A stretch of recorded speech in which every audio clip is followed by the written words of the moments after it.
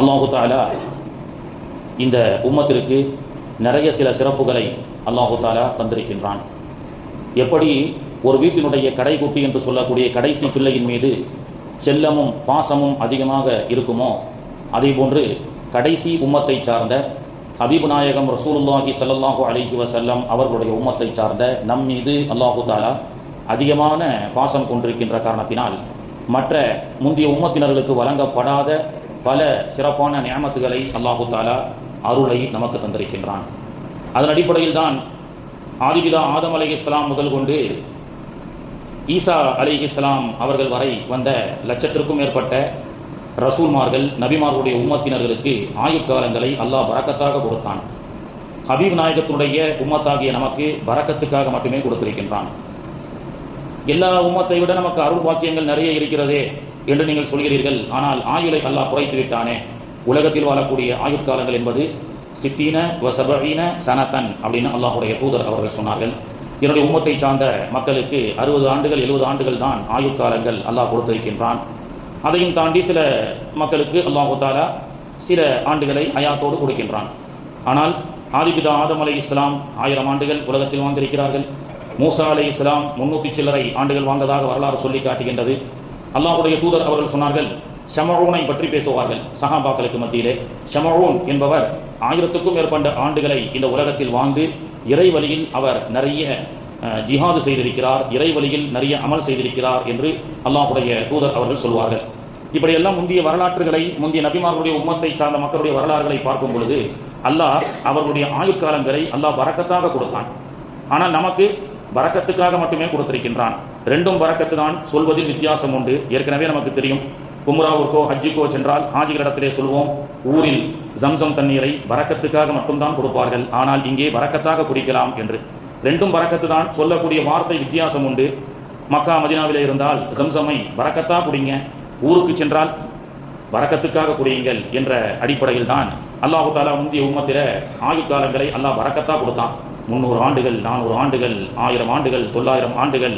நூஹ் நபியினுடைய வரலாற்றை பற்றி அல்லாஹ் அருள்மறையில் சொல்லி காட்டும் பொழுது மார்க்க பணியை மட்டும் சுமார் 950 ஆண்டுகள் மார்க்க பணி செய்தார்கள் நூஹ் நபி என்று அல்லாஹு தஆலா அருள்மறையில் சொல்லி காட்டுகின்றான். இப்படி ஆயுட்காலங்கள் பரக்கத்தாக கொடுக்கப்பட்ட அந்த மக்களுக்கு மத்தியில் பரக்கத்துக்காக மட்டுமே கொடுக்கப்பட்ட நாம எப்படி சிறப்பானவர்களாக ஆக முடியும் என்று சொன்னால், அல்லாஹு தஆலா பரக்கத்தாக கொடுக்கப்பட்ட ஆயுட்காலங்களை கொண்ட உம்மத்திற்கெல்லாம் நன்மைகளை பரக்கத்துக்காக மட்டும் கொடுத்தான். ஆனால் பரக்கத்துக்காக வாழக்கூடிய நமக்கு நன்மைகளை பரக்கத்தாக கொடுக்கின்றான். ஜும்மாவுடைய துவக்கமே உங்களுக்கு அப்படியே தலை சுத்தமாய் குழப்பற மாதிரியே இருக்கும். அதாவது முந்தைய உம்மத்தை சார்ந்த மனிதர்கள் ஒரு நன்மை என்றால் அவர்களுக்கு ஒன்றுதான், ஆனால் நமக்கு அல்லாஹு தஆலா நன்மைகளை அதிகமாக தருகின்றான். முந்தைய உம்மத்தினருக்கு ஆயுட்காலங்கள் பரக்கத்து, நன்மைகள் பரக்கத்துக்காக மட்டும், நமக்கு ஆயுட்காலங்கள் பரக்கத்துக்காக மட்டும் நன்மைகள் பரக்கத்தாக குளிக்கக்கூடிய அளவுக்கு அல்லாஹ் கொடுத்திருக்கின்றான்.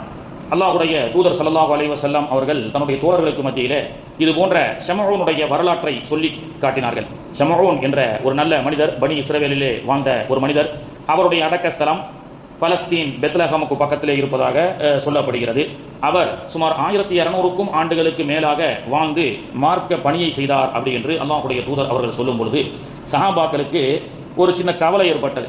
பொதுவாக சஹாபாக்களை பொறுத்தவரை உலக விஷயத்தில் அவர்கள் பொறாமைப்பட மாட்டார்கள், யாரையும் ஒப்பீடு செய்து பார்க்க மாட்டார்கள். அல்லாஹுடைய தூதர் அவர்கள் நமக்கு சொல்லிக் கொடுக்கின்றார்கள், பொதுவாக வயசு ஆகிட்டே போனால் அழகு குறையும் இல்லையா? வயசா நமக்கு நினப்பு அப்படிதான். 25 வயசுல ஒரு அழகு, 30 வயசுல ஒரு அழகு, ஒரு 40 தாண்டி விட்டால் நரைமுடிகள் வெளியே வர ஆரம்பித்து விட்டால் நம்முடைய அழகு சற்று குறைந்து கொண்டே இருக்கும் என்பதுதான் உலகத்தின் நியதி. அழகு என்பது 25லிருந்து ஒரு 35 வயசுக்குள்ள தாங்க அல்லாஹு தஆலா கட்டழகான அழகை கொடுக்கின்றான் என்றுதான் நாம் நினைத்துக் கொண்டிருக்கின்றோம். ஆனால் வயசு ஆக ஆக அழகும் பொலிவும் கூட வேண்டும் என்றால் அல்லாஹுடைய தூதர் அவர்கள் நமக்கு சொல்லிக் கொடுக்கின்றார்கள், 3 விஷயத்தை நீங்கள் பேணினால் வயசு ஆக ஆக அழகு கூடிக்கிட்டே போகும். என்ன நல்ல பியூட்டி பார்லரை சென்று பார்த்து டிங்கரிங் பெயிண்ட் அடித்து நாம பலபலன்னு வச்சிக்கிறது அழகா? அப்படி அல்ல. அந்த பொலிவை பற்றி அல்லாஹுடைய தூதர் அவர்கள் சொல்லவில்லை. வயசு கூடினாலும் பொலிவோடும் செழிப்போடும் அழகோடும் இருப்பதற்கு அல்லாஹுடைய தூதர் அவர்கள் ஒரு விஷயத்தை, 3 விஷயத்தை கடைபிடிக்க சொன்னார்கள்.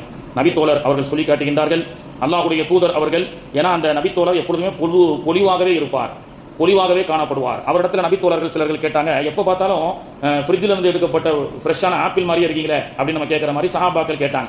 எப்பொழுதுமே வயசாக உங்களுடைய அழகும் உங்களுடைய அந்த பொலிவும், முகத்தினுடைய பொலிவும் கூடிக்கொண்டே இருக்கிறது, என்ன காரணம் அப்படின்னு சொல்லும்போது அந்த நபித்தோழர் அவர்கள் சொன்னார்கள், அல்லாஹுடைய தூதர் அவர்கள் 3 விஷயத்தை எனக்கு சொல்லிக் கொடுத்தார்கள். அதை நான் வாழ்க்கையில் கடைபிடிக்கின்றேன். அல்லாஹு தாலா அதை நாமும் கடைபிடித்து வாழக்கூடிய பாக்கியத்தை அல்லாஹு தாலா தருவானாக.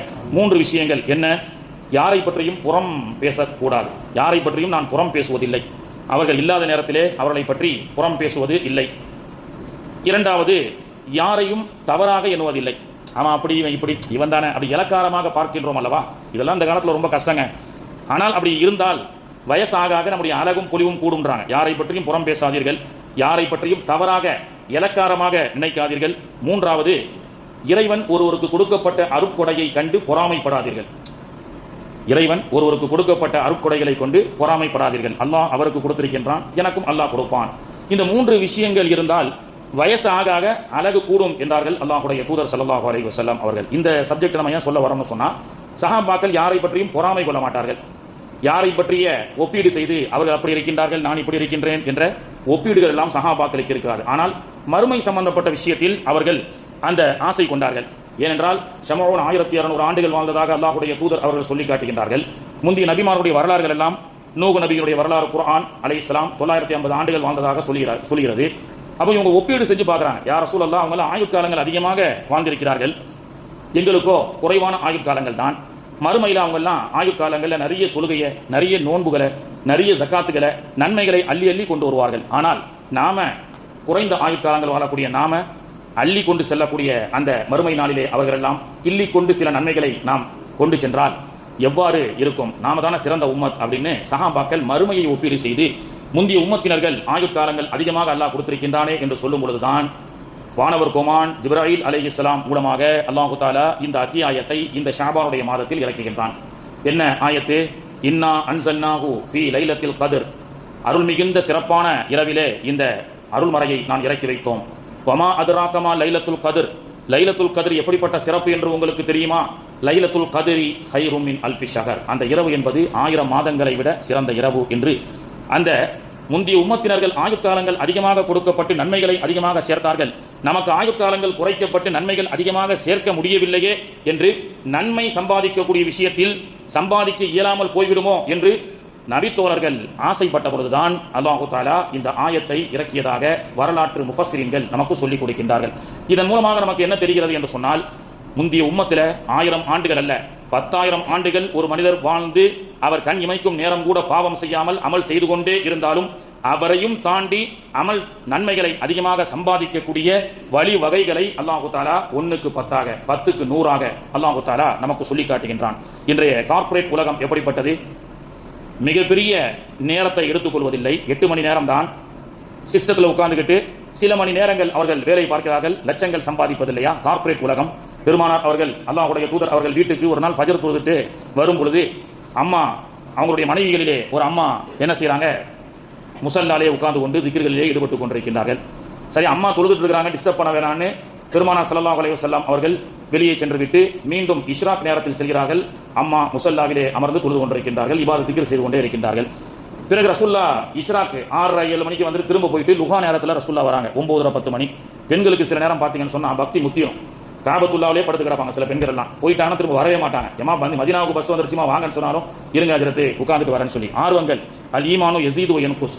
அந்த மாதிரி பெண்கள் பார்த்தீங்கன்னா தஸ்பீஹை பிடிச்சாங்கன்னு சொன்னால் அவங்க பாட்டுக்கு அமல் 1,00,000 10,000 ஓதிக்கிட்டே இருப்பாங்க செலவாத்து. அதை எடுத்து ஓரம் கட்டிட்டு மீடியாக்களில் ஈடுபட்டாங்கன்னா மக்கால உட்காந்துட்டு கூட என்ன செய்வாங்க? இங்கே இருக்கக்கூடிய நிகழ்ச்சிகளை பற்றி பேசிக் கொண்டிருப்பார்கள். அப்படி அம்மா ஃபஜர்ல இருந்து 10 மணி வரைக்கும் அல்லாஹ்வுடைய தூதருடைய மனைவிகளில் ஒரு அம்மா என்ன செய்யறாங்க? 10 மணி வரைக்கும் அமல் செய்யறாங்க. அல்லாஹ்வுடைய தூதர் அவர்கள் 10 மணிக்கு